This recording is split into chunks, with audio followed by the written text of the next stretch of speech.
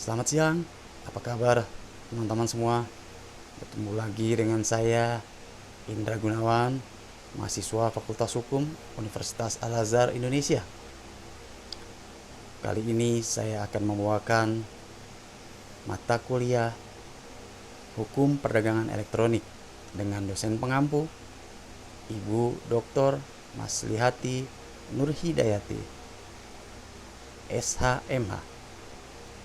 Kali ini materi yang saya bawakan adalah memahami pilihan hukum dan forum dalam kontrak bisnis internasional. Mari kita kupas. Ada 4 batasan baik secara umum maupun secara spesifik dalam kontrak bisnis internasional. Indonesia merupakan negara berkembang yang hari demi hari berusaha untuk melakukan peningkatan dari segi banyak hal. Peningkatan tersebut juga disesuaikan dengan keadaan yang tengah berkembang di kawasan internasional, meluasnya sektor bisnis, dan mudahnya pembayaran melalui uang elektronik membuat sektor bisnis dapat menjangkau seluruh wilayah termasuk pasar internasional. Transaksi internasional ini disebut juga transaksi bisnis internasional. Pelaku bisnis ini bisa perorangan, badan usaha, badan hukum swasta, maupun badan hukum publik atau BUMN. Seluruh aspek bermasyarakat termasuk aktivitas bisnis ini tidak terlepas dari hubungan hukum antara subjek hukumnya.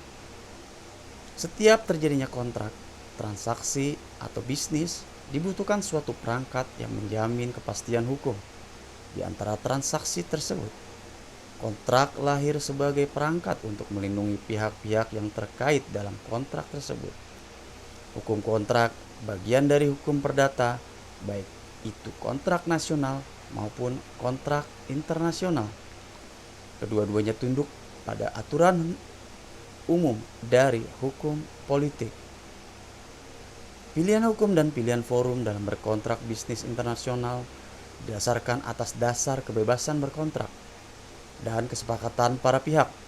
Secara umum, batasan pilihan hukum dan pilihan forum bisnis internasional ini ditentukan dalam pasal 1339 Kitab Undang-Undang Hukum Perdata, yang mana tidak boleh bertentangan dengan kepatutan, kebiasaan, undang-undang, dan sistem hukum yang berlaku di setiap negara.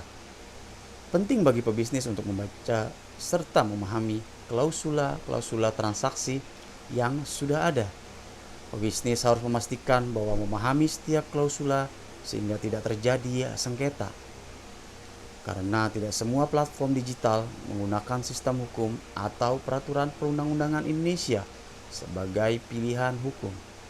Begitu pula dengan pilihan forum atau forum penyelesaian sengketa yang belum tentu menggunakan pengadilan Indonesia.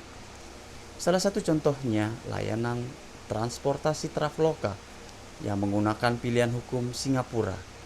Jika Traveloka tersandung sengketa 60 hari semenjak sengketa terjadi, maka langkah utama yang harus dilakukan pihak terkait adalah membahas itikat baik serta mengutamakan adanya perdamaian. Bila tidak mencapai kesepakatan perdamaian, maka Traveloka akan menunjuk Singapore Mediation Center sesuai prosedur mediasi yang berlaku di Singapura. Tidak ada ketentuan yang sifatnya komprehensif di dalam kerangka hukum mengenai pilihan hukum dan pilihan forum dalam hukum Indonesia. Secara umum, pihak yang terlibat dalam bisnis memiliki kebebasan dalam pilihan hukum dan pilihan forum yang berlaku di dalam perusahaannya sesuai dengan kontraknya. Kemudian di sisi lain, adanya hukum perlindungan konsumen Indonesia berlaku untuk melindungi konsumen Indonesia. Jika sebuah transaksi bisnis terjadi di Indonesia, maka terlepas dari pilihan hukum luar negeri yang digunakan dalam kontrak, tetap ada ketentuan memaksa dari Undang-Undang Perlindungan Konsumen yang berlaku di Indonesia. Perusahaan yang telah tumbuh besar seperti perusahaan-perusahaan Dekakorn lebih menyadari persoalan pilihan hukum dan pilihan forum ini, sehingga dalam kontrak perusahaan tersebut semua telah diatur secara spesifik. Namun di sisi lain, ada pihak-pihak pelaku usaha yang banyak melakukan transaksi dengan perusahaan asing yang tidak menyadari, tidak memperhatikan persoalan pilihan hukum dan pilihan forum ini.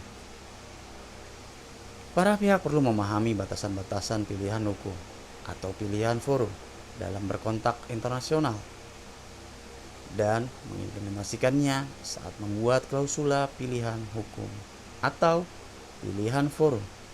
Hal ini bisa menjadi solusi bagi pebisnis untuk mengetahui selama proses transaksi memakai hukum apa dan apa yang bisa dilakukan ketika terjadi suatu masalah atau sengketa. Oke, sekian dulu dari saya mengenai hukum perdagangan elektronik. Sampai jumpa di kesempatan berikutnya. Selamat siang. Assalamualaikum warahmatullahi wabarakatuh.